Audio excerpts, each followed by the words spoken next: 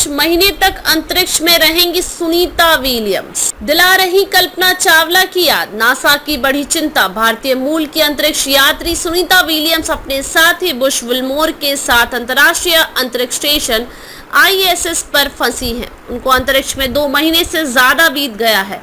वहीं अब नासा ने उनको वापस लाने के लिए 2025 के फरवरी का समय तय किया है। इस बीच सुनीता विलियम्स ने एक और भारतीय मूल की अंतरिक्ष यात्री रही कल्पना चावला की याद दिला दी है। भारतीय मूल की अंतरिक्ष यात्री सुनीता विलियम्स अपने साथी बुश विल्मोर के साथ अंतर्राष्ट्रीय अंतरिक्ष स्टेशन ISS पर फंसी हैं। उनको अंतरिक्ष में 2 महीने से ज्यादा बीत गया है। वहीं अब नासा ने उनको वापस लाने के लिए 2025 की फरवरी का समय तय किया है। इसी के साथ वह अंतरिक्ष में 8 महीने रहेंगी। इस बीच सुनीता विलियम्स ने एक और भारतीय मूल की अंतरिक्ष यात्री रही कल्पना चावला की याद दिला दी है।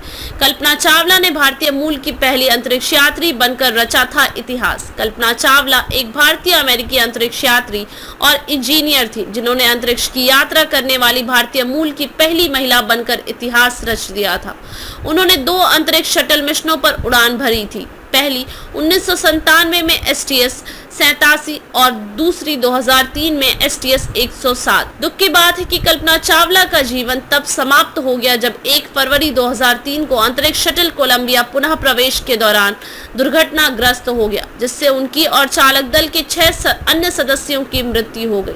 कोलंबिया दुर्घटना से पहले 28 जनवरी 1986 को अंतरिक्ष यान चैलेंजर में विस्फोट हो गया था और सभी चालक दल मारे गए थे। कुल मिलाकर इन दुर्घटनाओं में 14 अंतरिक्ष यात्रियों की जान चली गई है। कल्पना चावला की मृत्यु ने नासा को गहरा घाव दिया है।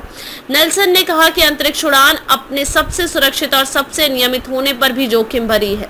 एक परीक्षण उड़ान स्वभाव से न तो सुरक्षित है और न ही नियमित। बुश और सुनीता को अंतर्राष्ट्रीय अंतरिक्ष स्टेशन ISS पर रखने और बोइंग के स्टार लाइनर को चालक दल के बिना घर लाने का निर्णय सुरक्षा के प्रति हमारी प्रतिबद्धता का परिणाम है। कल्पना चावला की दक्षिणी अमेरिका के आसमान में उस समय मृत्यु हो गई जब निर्धारित लैंडिंग से 16 मिनट पहले अंतरिक्ष यान कोलंबिया और उसका दल पुनः प्रवेश के दौरान टूट गए।